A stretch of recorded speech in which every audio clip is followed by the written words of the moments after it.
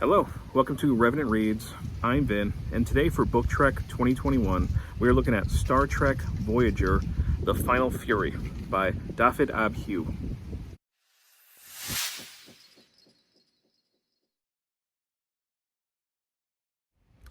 So Book Trek is a terrific journey that I'm embarked on with some other booktubers, where for 5 months, we're on a 5-month mission to read Star Trek books. In production order from original series to Enterprise. So I'm currently filming this in December. For December, it's fairly warm. That's why I'm outside and taking advantage of the weather. Last month, in November, was Voyager. And I'm just late getting my videos out. This is the 4th book in a 4-part series. Each part had a different author, and each part dealt with a different iteration of Star Trek. I chose this because those iterations followed the same order that we were reading for Book Trek. So in August, I read the original series installment. Then I read the following month the TNG installment. And then after that, the DS9 installment. And of course, Voyager is actually the last one of the 4-part series. Of all the ones I've read so far, I actually like the DS9 one the most. Now, up to reading this, I'd say the weakest one for me was actually the TNG one. And, you know, I think there's some disappointment in that because TNG is actually my favorite Star Trek iteration. I have to admit, I've never been a huge Voyager fan. There are certainly moments of Voyager that I really like. There are characters that I really like. I think Voyager really hits its stride more when 7 of 9 comes on. There were certain characters that I just never really warmed up to very much throughout the series, such as Neelix. I never thought they did much with Chakotay or Harry Kim. Yeah, so unfortunately, you know, I like Voyager. I don't dislike it at all, but I think it has some really great highs. When it hits the mark, it really hits. There's also a lot of lows that just not very good Trek. So I wasn't sure what to expect going into this one, how I would feel. So the Furies are, you know, the ones that I refer to in the title. They are an alien species that used to control basically part of the Alpha Quadrant, where humans and Klingons and Vulcans and I'm assuming Romulans as well, where those species currently reside, the Furies used to control, and apparently had these species enslaved. That's at least what we find out in this book. And then for reasons that are unknown to the Furies, or at least in the first book they were unknown to the Furies, it's kind of up in the air how much they know by this point. These books don't always have that continuity, it seems like, quite down. They were kicked out of our Alpha Quadrant. And we find out in the DS9 novel what species actually kicked them out. So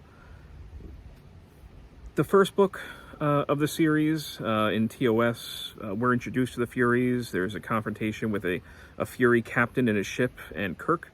And there's some really interesting things inside that book. That was a little bit of a rocky start for me, that book, but then there's a point where Kirk goes over to the Fury ship and starts seeing more about their culture, and he starts talking to this captain. And I really enjoyed that stuff. And it introduced so many elements that I thought were really interesting, especially sort of like a old Northern European paganism that we see, we see reflected within the Furies. Some of the Furies kind of resemble pagan monsters, deities. We see things kind of like a Wicker Man, a set piece, like the horror film The Wicker Man, folk horror. And that stuff I thought was great. And then we follow up that book with the Furies coming back, and Picard and crew kind of a little bit too easily handling that. I felt like that book felt more like a young adult novel. And then DS9 doesn't really deal with the Furies, it deals with the other threat that actually took the Furies out of the quadrant. And I actually really like that. I thought that was very, very well written. The action, the characters, everything. So here we are with Voyager. The ship, many, many light years away from Earth, in the Delta Quadrant, stranded, trying to get back home. And they basically come to where the Furies currently are. The Furies have been trying to create, or have been successfully creating some wormholes to try and invade the Alpha Quadrant. And they are at the origin now of those wormholes. And they actually go down to the Fury planet. Not, of course, realizing who the Furies were at that time when they beamed down, but they fairly quickly realize and put it together. And I thought that the tech stuff in this was pretty good. A lot of it's techno-babble, but I expect that from Star Trek. And it was handled pretty well here. The author does a pretty good job with space action. I had a much harder time with the ethics involved in this book. When Chakotay, sorry, not Chakotay, Chakotay's up on the ship, and I don't know why he has like this, you know, like Zoolander blue steel look on the cover there. But in the beginning of the book,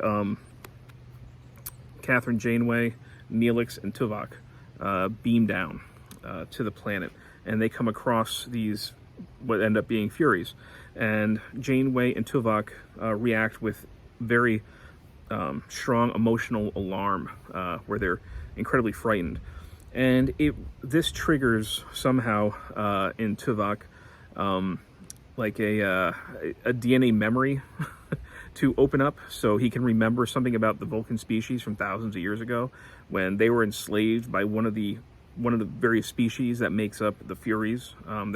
Furies aren't really a species; they're more of a civilization. And that was just kind of an exposition dump.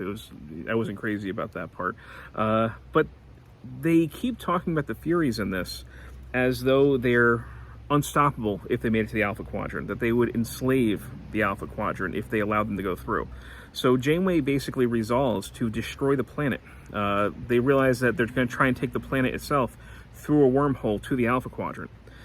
But they've already established that they don't have a fleet of ships to attack. So even if the Furies manage to, you know, send their planet to the Alpha Quadrant, what would happen? I mean, the Federation, the Klingons, they could very easily put up a blockade and just surround the planet. We've seen Kirk and Picard fairly easily handle the Furies when they come through. And yet we see almost like, it reminds me like a fear-mongering from Janeway and some of the other crew, where they talk about the Furies as though they're just these irredeemable zealots who will stop at nothing, even though they admit in here there's 27 billion of them on the planet, and many of them are children. So Janeway basically decides that in order to make this, they basically hooked up their moon to create a wormhole. When the sun goes supernova, it'll feed enough energy and it'll create the wormhole. The planet will be able to go through, yada, yada, yada. Janeway decides, well, if we destroy the moon and they can't open the wormhole, then the supernova will just come through and destroy the planet, killing 27 billion individuals. And she feels that this is a justified act. And again, with this kind of fear-mongering. It's so un-Star Trek to me. We saw in the first book that Kirk actually he developed a connection with one of the Fury captains. Even though they had to fight each other in the end, they liked each other. They had an understanding of each other. We have no reason to believe, there's nothing inside this book that we see that leads us to believe that all the Furies are religious zealots who believe that they have to take over the Alpha Quadrant as like a spiritual cause, a religious cause, like dogma. They run into a couple leaders who are like that, and they just make these overarching,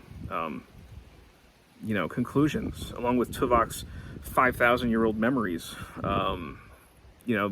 which our own species have developed far more advanced. That's the other factor in this, is that the Furies are backwards in technology. They don't have any kind of technology that matches the Federation, but yet they think that their only solution is to basically kill 27 billion people. And there's a couple pages in here where they kind of go over the debate, but it's not done well. I'm not convinced at all by that. So as far as the action goes, this is perfectly fine as a Star Trek novel, but I had a very difficult time really wrapping my head around the ethics on display and how this at all really was Star Trek, because it just didn't feel like it one bit. So anyway, I can't rank this too highly.